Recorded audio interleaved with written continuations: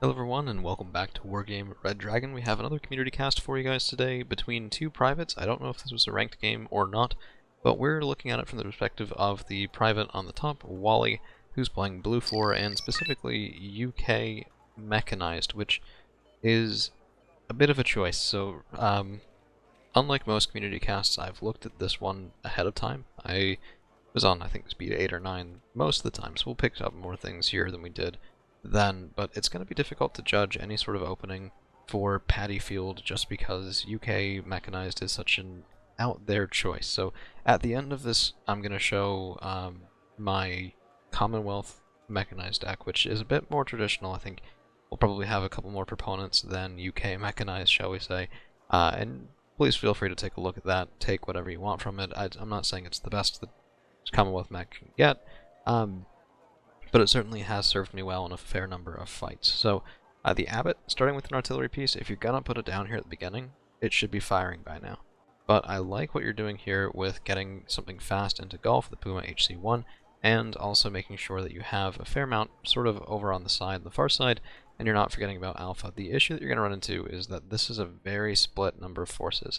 So very often people will go sort of along the lines of an 80-20 type rule. And if you go 50-50 split or 60-40 split, or in this case looks like about 20% over here, 40% over here, 40% over here, you're not going to have enough in any one location to stop that big push, and that's a really big issue in the early game. But I think, I haven't really looked at either of your stats, but just by looking at the replay on a bit faster, we're going to go on 2 here for a little bit, it certainly did seem like probably newer players on both ends of it. And I'll explain why I say that, what I think about this. 5-star General does go for the Triangle Forest, which is, it does sort of indicate some familiarity with the map and that side of it, because well, I don't know, I never thought that there was an intuitive thing to push, and he's pushing there, which means he probably has done it before, at least once or twice, or been on the receiving end. So Jaguar GR1A going down is a little bit rough, but I like what you're doing here with a 2-pointer cap and hotel. Just get some ticking war score on him and make him have to come and counter cap or fight you, push you out of zones. If you get an advantage on conquest points, it can be very, very nice indeed. Plus, this is good. SAS around the side, green jackets, all of this should be unloaded and probably up here by now. You really want control over these sections of town sort of on the far end and then into the woods on this side, because the whole goal of being in that forest is to squeeze the triangle. So you get up here, you get recon, you make it untenable for him to have units in triangle, because you have recon, you have ATGMs, you have that long distance punch. Is basically get your zoning elements up here. And if you can push him out of that part of triangle, you can countercap Fox basically whenever you want. And that's a really good thing. The other thing too, I think you were trying to do a bit too much with the Milans. So a double stack here is fine. Just make sure they're not dying in the open, because if they're in the open, they're going to get direct fired and take full damage from it, and it's a one-shot, one-kill sort of situation there. Now, as far as this goes, lots of territorials, lots of vehicles. Yeah, fair enough. There's not really any punch to anything over here. If he comes in with infantry like special forces or shock squads, any sort of that, and fire support, which, side note, both raquetas, it's a bold choice. It's going to be very hard to hold. This many territorials without, I guess you do have a single squad of Fusiliers 90, but without more punch, they may as well not be here, because they're really not going to do anything other than just tell you, oh, you're getting pushed. So one group of territorials here, one group of territorials here, and you're doing the same thing, but you're investing fewer points into it. As far as other units, and by the way, just disclaimer, I'm not trying to be that guy. I always say for community casts, you know, I'm as harsh on you guys as I would be on myself. It's not to say that there's only one way to play the game, or that my observations here are chapter and verse. Far from it. It's just I basically treat it how I would treat my own replay after the fact. Now, one thing I do want to point out is this avenue of attack you'll see very often in 1v1s where the red forward player will come over, around, and through. And if you have even a single green jacket up on the high ground here, they can look into this town, they can look over the plateau as well, and it really does just make this whole zone a lot safer, which is important. I think that would have been a good thing to have. Plus, you can see that L19 didn't go over there for no reason. He has units over on that side, I'd be willing to bet. So let's take a look No, I guess you did just see the Puma HC1. Kind of surprised he had vision on it, to be frank. Other than that, Challenger 1 Mark 1s, 2 of them here, looks like could get some work done. What I'd really like to see you do is push the square forest in the early game. So what people will do is they'll bring up some fire support, some tanks up onto this plateau, and then they'll bring their infantry and other sort of supporting elements and all of that right down the pipe and into this section of square with some strategic smoke placement as well. You can block off your opponent's fire support, get into there, and that makes it really tough for them to push into the other zone as well, because if you have a tank that's hanging out here, you have infantry hanging out up there, you can fire across the open field and have supporting infantry in the woods, and it's very difficult to deal with for the Red Force side of the board. They basically have to repush square at that point, and he has some units there, ATGMs, I believe, coming in. Yeah, that's the Polo. It's been there for a little while now. Yeah, fair enough, fair enough. So, the SAS and Green Jacket, this is good. I would have rather seen the Green Jacket farther up, so maybe this section of woods, or back here, especially back here. This is amazing. If you can get recon back here and an ATGM team back there, you're basically confining your opponent to the back section of woods, which, you know, that's good for you, right? So he's taking +1 on you right now. I know that changes here in a little bit, and we'll see that, but that was really my first thought was, this is great, but unless you're using it to apply pressure to zones, it's sort of wasted points, especially because your opponent isn't actually engaging you here, right? So SAS are pretty expensive, 30 points, Green Jacket, 20 points, and if you had vision in, if you had a Green Jacket up here, all of this stuff would be spotted perpetually. That Milan 2 team would be firing away very happily, zoning out all the stuff in the square forest. Just, there you go. Wouldn't be able to do a thing about it. At least not without engaging you on the side. And then sort of shoe on the other foot. If they invest way more than you have to counter push you out of here, that's a win for you, so long as you're doing good work in the center of the map over those valuable zones. So I guess just make sure it's really worth your while to go over there. Yeah, Grand Thomas. Decent firing concave here from the Red Fort player, but yeah, that's rough. I like the SAS and the Milan too. It's good. It has anti-helicopter work, it has anti-infantry, it has anti-tank, things like that. It's just tough to deal with M84ANs, honestly. Very good tank. Very, very, very good tank. Maybe if you had some additional Fusiliers, it's tough. So, ooh, geez, 25k. Yeah, that's a dead tank. Yeah, it's rough. So, you'll notice, oh, nice revenge kill though, at least. You'll notice a lot of people keep their tanks together in groups of 2, and part of the reason for this, some people will cheese, they'll split. I don't recommend that. It's not really good manners. But the other reason for it is because that way they can smoke their tanks easier. So if you had smoke down on that tank, it would have broken line of sight, and they would never have been able to kill the tank in the open. As it is, it's pretty expensive. It looks like, yeah, one there, and we've lost the other one as well on the other side. So, oh no, here he is, Challenger 1 Mark 1 moving over there. I mean, it's 100 points. You gotta protect it. It has to get its value out of that sort of stuff, and this is something you'll see also in sort of the newer side of things, is ATGM teams they go from really busted good for new players to not so great for intermediate play to really busted good again to not so great. It's sort of this sine wave of whether or not your opponent's micro for their heavy and important stuff is better than yours, because if it's not so good, Milan 2 teams will absolutely decimate your opponent's armor, but if they have good smoke micro, good positioning, fair amounts of chaff, then all of a sudden they become useless and they just die. It's a really interesting sort of give and take there. Another CV buy I do like. Yeah, you have enough stuff in Bravo, and he hasn't been pushing in. Now, Puma HC1 should be unloaded by now. That's been sitting over there for quite a while, and I do like the Green Jacket finally over on this side. It is good. Just be careful in the early game there. I like the Rover Wombat screen, but these guys can't shoot at helicopters. So what would happen right now if he took a helicopter, had it going around the side, let's say already was past your HC1 and just comes over the top? The Wombats can't do anything. So they may as well not really be there. Because if you're, so we were looking from the side, but if you're looking from your perspective and you're zoomed in, and you're going to be fighting up here, right? Well, your only indications on the top right in that mini map, you're going to see a red dot moving over. And if you're not focusing on that, if you're not used to focusing on that, and it takes some time to get used to as well. I'm really bad at looking at the mini map oftentimes. You could just miss it. So by the time you realize, it's because you got an alert that your abbot died, for example, and their helicopters are right on top of your HQ section. Like it just goes from bad to worse very, very quickly. Yeah, again with the GR1A, I want to take a look at the stats on that real quick. Yeah. I think Commonwealth has better options. I'm not so sure about the British themselves, but I think they do. Still, if you get a good shot off, that could get some damage in, but that needed to be a run right there. So that circle needed to be when this guy was coming in, getting a side shot in those tanks, and the polos are not nearly as valuable, plus you're going to get intercepted by the L-19. Usually, when you call a plane in, the longer the plane's in the air, the higher chance that it's dead. By the way, Green Jacket do not want to be advancing in the open here. It's perfectly fine just to leave them on this side. You'll get about the same value out, because these guys, they're going to be in the open. If any of those tanks that the Red 4 player has here, yep, here it turns around.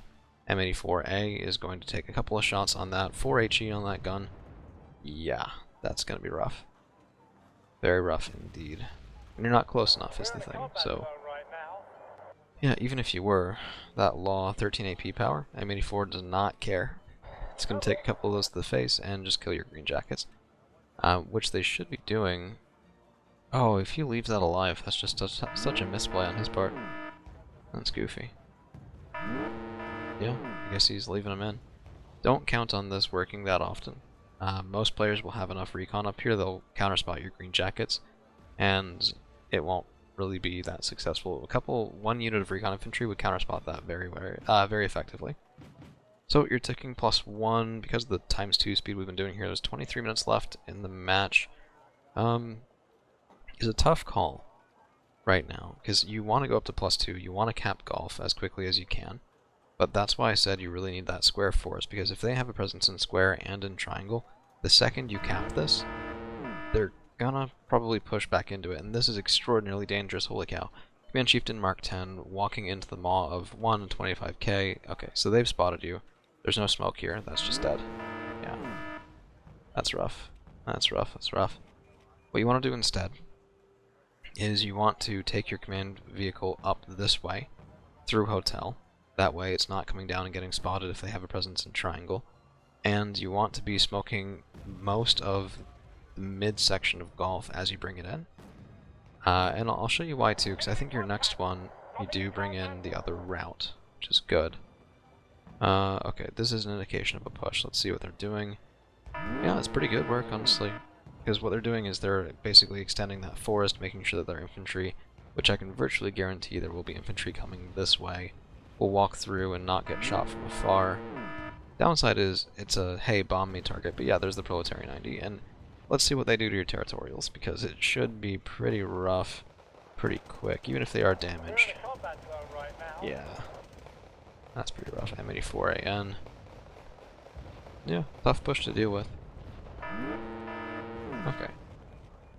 Yeah, so some Fusiliers 90 might have been able to have enough punch for the M84AN. Probably 2 double squads would have been necessary to take him down. And they might have been able to mop up some of the Proletary 90, but it's a little bit of a questionable thing there. I don't know if that's what you're bringing in here in the Warrior Milans, but probably would be my guess. Yeah, fair enough. Fair enough. Okay, so we're going to stay on ×2 for just a bit longer, and yeah, this is it. So Command Chieftain Mark 10, and I just want to show you your opponent's perspective. They saw it right there, they know it's coming in. And let's see when they see that again, because there's Graniciari, yep, spotted it right there. And they basically watched you put it in here, and because your smoke is only on one position, when this gets counter-capped, which it will be counter-capped because of their own T-72 M1K, that's going to be a very easy thing for them to say, okay, well, its only possible place is right there in the smoke. Graniciari would have probably seen it if it moved up this way. It's at least a good estimate, plus those things are very slow, so it's low odds it got too much farther than that. So if it were me, I would have clustered right here. Whether it's cluster plane or, well, I guess I don't have cluster artillery and Entente, but some people do. It is an option with the Oganj, so you have to be aware of that tool that your opponent could potentially have. Yeah, just a little bit wider smoke, and there you go. By the way, this is really cool. So if we take a look at neutral again, their T-72 M1K was right here. And the reason I know that, oh no, actually I guess it was right there. Yeah, okay, I kind of messed that one up a little. Whenever you see forced fire start and a decap, that's because the command vehicle just moved, which is really goofy. By the way, oh man, this is nice. This is nice indeed. I still can't believe that the Green Jacket are alive. Man. Sometimes people will mess up, and if you can take advantage of it, that'll win you the game right there, and this one certainly seems to be helping. Yeah. Okay, here are the Fusiliers 90 I was talking about. Did bring them in the Warrior Milan. Close range fighting with these is going to be a bit tough. The Rarden is good, but not amazing, and 6 frontal armor is good, but not amazing. So this will die to close-up shots from shock infantry like the Proletariat 90 pretty quickly, particularly with double squads of those. You do have to be aware of that. L-19 again? No, is that a bomber? Ah, seedplane, okay. Nice seed micro. See, you're saying you're new at the game, but you already have seed micro down. That takes so long to learn. It's impressive. It's good. It's very good. Yeah, okay. Chieftain Mark 10's going around the side. The issue is these will individually lose the M84A. So he'll probably kill one, then kill the other, because you're engaging one at a time here. Yep, there it is. 4 damage. Yeah, one more shot. Nice pullback. Nice pullback. See, this is the issue. When he comes across, this is going to be very hard to deal with. And let's see what the Pado do to those warriors. Okay. He actually messed up his micro there a little bit. Oh no, it fixed it. There's the boom bar. Yeah, this is rough. So Centurion Avers, you don't want them out of the woods. You want them in the woods behind your infantry. So what you do is you have the Fusiliers move forward, engage with the Padobranci. They're using their tertiary. They won't be able to shoot the Avers. Then you engage with the Avers, and they just demolish the Padobranci in 1 shot or 2 shots most. So this push has to be scary. I know you've been taking +1 for a while. We're at 239 points to 51, which is pretty good. This should be worrying you at this point. And this is one of the things, if you're gonna take UK mech, I think you lose access to Royal Marines outside of maybe helicopters, but I don't even know if you get them in helicopters. It's going to be difficult. The deck that I'm going to show you after this, the Commonwealth, ooh, a lot of red. The Commonwealth mech deck, you have more options because of the Commandos 90. So they're Australian troops. They're incredibly good shocks, and probably your best option for Commonwealth mech shocks. So use those; it'll be good. Nice chieftain placement. This is rough. Yeah, so all of this is because basically your fire support did not get to engage effectively. Keep them behind your infantry, move them up, try and engage sequentially, not simultaneously, and that fire support can do just wonders for you over time. Yeah, okay, there's the cluster bombers. Or no, just HE. Well, enough HE will do it. Yeah, fair enough. Okay, so with 10 minutes left, the math that you should be doing in your head, you have 259 points. In order to get a win, your opponent needs a 1.9, so they need to get a +2 for most of the remaining game time in order to get a win. So your goal is stop that +2, don't let it happen. And the way to do that, you need to hold on to Golf, and if you can, recap Bravo. If you lose Golf but you've countercapped Bravo, you're okay. If he caps both of these, you're toast. And there is, yeah, oh, fair enough. With this pushback, maybe bring a command infantry with it. But these territorials are going to struggle, so we've already seen Padobranci 90 here. Oh no, not Padobranci, Proletariat 90 there. And that means that tank should not be leading the way, and that's exactly why. So there's Sturlugen secondary is basically an Apolos, really high AP, really high rate of fire. And that combination is really brutal. So yeah, this is what I was talking about. You're engaging with the territorials already, then the Centurion Avers shoot. Don't move them in right now, get the territorials over. Never let these guys lead the way. Put them behind your own infantry, they'll do wonders. Oh, that's cheeky. That's very cheeky. That's the command infantry right there. 5 strength infantry. Nice spot. Little cheesy, but nice spot nonetheless. Okay, seed plane. Oh, if you take it out with a javelin. Good, good, good. Did you take this out with a puma? Nice. Frankly, that might have saved the game right there. Because that's going to mean that he can't get stuff in. He's going to have to move a different CV over if he didn't call one in prior. Yeah, okay, when I said that you had better options as Commonwealth, maybe as Britain, Harrier GR7, surprisingly good anti-tank, because those Paveway 2s will smack right into a tank and kill it if it doesn't have high top armor. It depends on the clustering. You do have to roll a fair number of hits with that. And it can take out medium tanks for sure without too much trouble. It's really only super heavies that you're going to have trouble with because the armor pen. Yeah, T-71M. Okay, there's the decap. Yeah, that kill on Echo probably saved your game from... Oh, he was going to have a +2, I think. Instead, not going to be able to apply pressure on you very effectively. Nice defense here with the Milan 2s. Splitting them at right angles is very good. Of course, you don't want to really be defending up here, but given that's where you are, nice response. Nice response indeed. Yeah, I think this game, frankly, shows how scrappy of a play you're willing to do, and that matters so much in this game. Yes, there's macro decisions that you need to make. Yes, there's micro that needs to be there, but sometimes sheer determination can do a lot, because it'll intimidate your opponent. He'll think to himself, oh my goodness, how much more stuff can he have? It seems like it's just constantly coming in. I thought he would surrender by now, all that sort of stuff, and you're not letting him get that, which is, it's really good. It's pretty amazing. What I would say, maybe a little bit of an over-reliance on planes until you really get used to getting their value out of a single run. Because what's happening is, you know, you buy that GR7, it's a lot of points in the air, and if it's only a one-way trip, then it has to pay for itself, and that's how you should always think about planes. Can I get enough value to make the first trip worth it? And then, if the answer is no, you really have to ask yourself, okay, if I can't get points return on investment here, do I get the position that I need? Man, +3. Yeah, bombing run. Hard to avoid. Most people will put their CV in this 2-point zone either in the city or on the right-hand side for that reason. So this often gets bombed, just so you're aware. But even the +3, I think you're in the clear. 45 points a minute is pretty rough, though. It's going to be close. Yeah. If he hadn't recapped Bravo, I think that would have been GG in his favor. That's +4 for a long time. And the Warrior's nice. Just, yeah, maybe bring him over here to this section of forest, or maybe right about there. Sometimes if you do this, you'll need to put up some pickets, make sure that they don't get through around your side. But not always, not every time. Okay. Yeah, I mean, nice fight. Well done. Good win.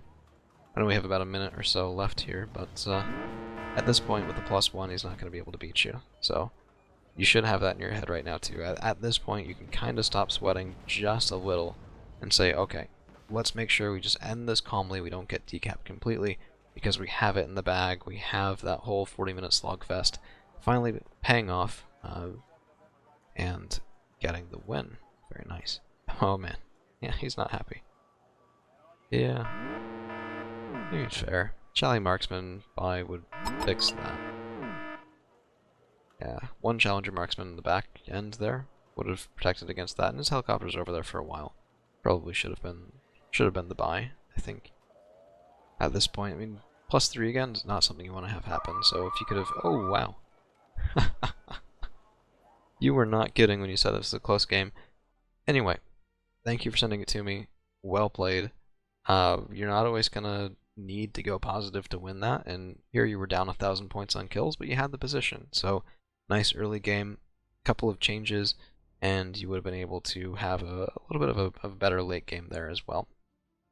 Okay, standout units, Milan 2, very nice. Good use of ATGMs. Just throw them everywhere, make sure they're getting their value out, make sure they're making your opponent nervous, and the Lad Javelin. Jeez. What is it with people these days and getting really nice kills off of things like cheap infrared AA? But, okay, let me show you my deck. Yeah, okay. Commonwealth mech. And if you want to just pause right now, you can recreate this for yourself. Mind the veterancy on each of these units. You can tell it easily by the number that you get per card. So these are upvetted Commandos 90. And then we'll go through sort of tab by tab and I'll explain my decisions. First off, Command Squad and M35. And this is just your standard command infantry and any sort of vehicle. This could be British, it doesn't have to be the Canadian card, it's just the first one and I'm lazy.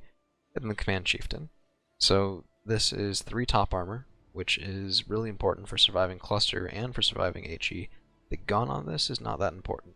It's not bad, honestly, it's really not terrible. 16% accuracy, 16 AP, and if you're relying on rate of fire with your command tank, you have other issues with that deployment, but what you're buying this for is the armor. So 14 front, 8 side, 4 back, 3 top.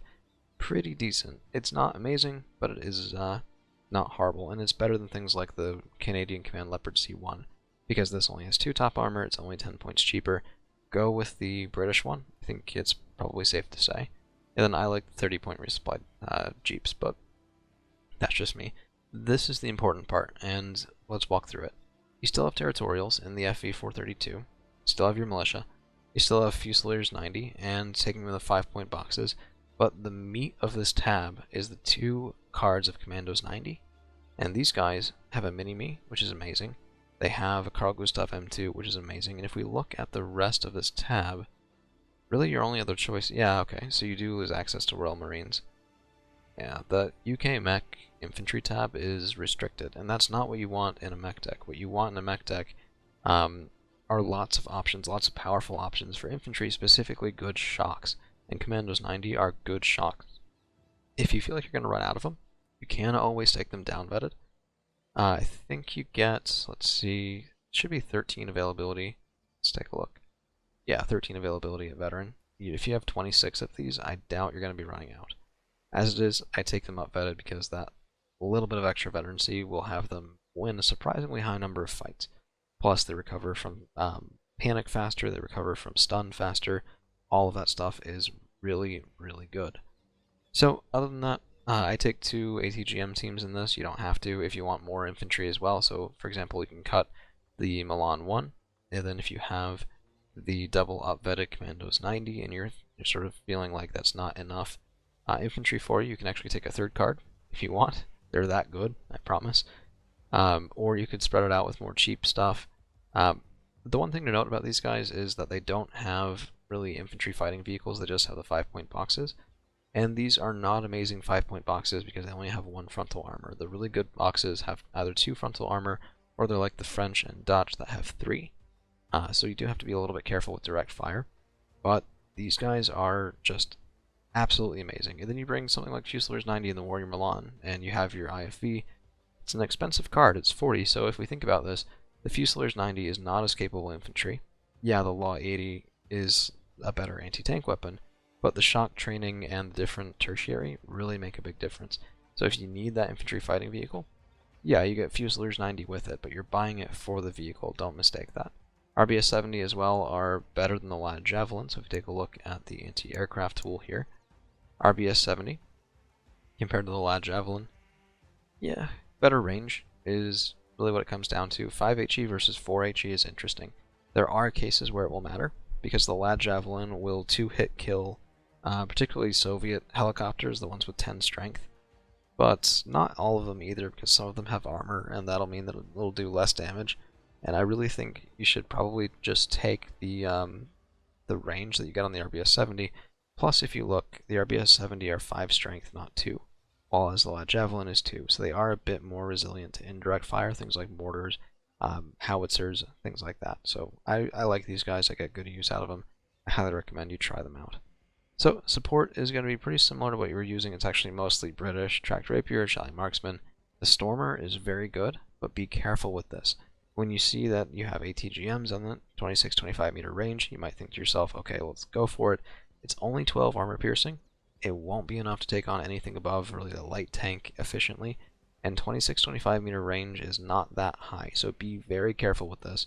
But the 3150 versus helicopters is amazing, and they will occasionally take down a plane.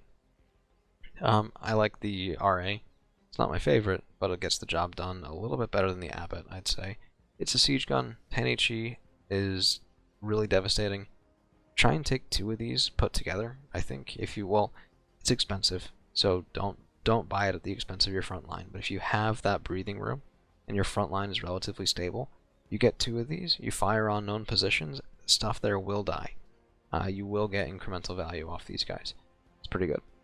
So tanks, mostly British tanks, and the Australian M41A1.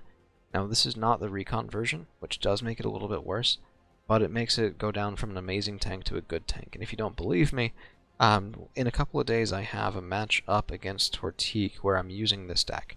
I think it's the second game with Tortique, so I'm teamed up with Bloody. It's a 2v2 on Hell in a very small place. Look at what the M41A1s do there, and tell me I'm wrong. These guys carried that deck, they carried that engagement, they carried that entire game, to be honest. Use them, you'll like them. They can't fight tanks, but they will mulch infantry, and they'll kill infantry fighting vehicles really cost effectively as well. Recon, pretty standard. Green Jacket, the Ferret, which I think you did have in your deck as well. And I take the Fox just because the Rardin is good, but the wheels are better. 150 km/h off-road, on-road speed. 100 km/h off-road speed. Flip those. Goodness gracious, can't talk today. Pretty decent. Some people like the Scimitar because of the armor, but I tend to value speed over armor for that sort of thing. The Fox is not meant to fight. He's meant to give you vision on the ground quickly in a pinch. So, vehicles. This is the single most important reason to take Commonwealth mech over UK mech, and it's the Vickers Mark 11. Now what we have here is we have 150 km/h off-road, 150 km/h road speed, 100 km off-road speed. 2 frontal armor is not really good, and they're amphibious at 50 km/h. What you do with these is you use them in your opener to provide punch. 17 AP power, 60% accuracy, 55% stabilizer is amazing. They have a full range tank gun, and for 45 points, this is very valuable. It's not quite as good as the French RC, probably, or arguably the Ruwakat from South Africa, but a couple of these in your opener give you on-the-ground, fast-wheeled punch, and it's great. Take a look at the Chimera as well. So you were using the Mark 1, and let's just take a look here. It's the Chimera in the vehicle tab versus the Mark 1. What you're trading is, surprisingly, mostly the stabilizer, and what you're getting in return, you keep the same accuracy, you keep the same range, you're getting 2 additional armor piercing and 1 additional front armor for 5 points. It's a big difference. The Chimera is a really good zoning tool. It'll actually kill probably up to about 130, 140 point tanks directly in a one-on-one engagement. It's really brutal. Now you do want to keep smoke on this, you want to let him pop in and out of that smoke, and you might be thinking, okay, but there's no stabilizer, how do I do that? And the idea is you don't fire when you move. You fire, you get to reload, that slow 7 rounds per minute reload, and then when you get vision again, you immediately stop and fire. So you're balancing out the rate of fire through use of smoke. It takes some practice, it's a little bit rough, but the Chimera is very good. I take 4 of them vetted just because between this and the rest of the tanks in this tab, I don't think I'm going to run out. So helicopters, just the 20 mil. People do like the Bush Ranger. I don't, but I try to really avoid relying on helicopters in this deck. So if you like helicopters more, feel free. So F-111C is probably the second most important reason to take Commonwealth instead of the UK. This bomber solves a lot of problems. Now, it's not the most survivable. 30% ECM is not amazing. It's good, it's just not amazing.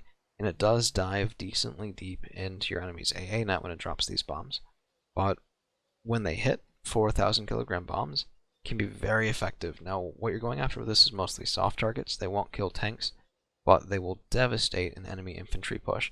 Like, I don't know, the one with the Proletary 90 into your contested 1-point zone. And that would be a time where the territorials could hold them, and this could get the kills. Just be careful about your enemy's anti-air net. But I think there's actually a really good tool for that.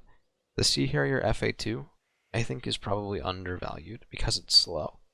What you want to do with this is, instead of calling it in sort of to the front line, have it a little bit farther back, let those high accuracy, high stabilizer seed missiles kill your opponent's radar anti-air, particularly the fragile radar anti-air, and go from there.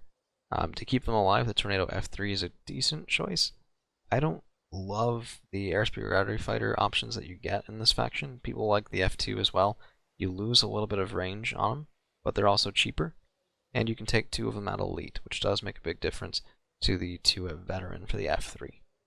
Other than that, I take the GR7, and this deck has carried me through a number of really good games, which I hope will go up on the channel relatively soon. So thank you for the interest in the channel. Thank you for sending me the replay. It really means a lot to me to have that sort of positive engagement. It just it makes my day. I think is the best summary I can give. I hope you try out this deck. I hope you like it. We'll go back to the overall screen here. This is the deck. There are, of course, well, modified now because we've changed the infantry tab, so I would go back and grab the original one. But again, feel free to drop the Milan team if you need more infantry boots on the ground. And with that, I'll leave it here. So thank you for hanging around, and we'll see you again real soon.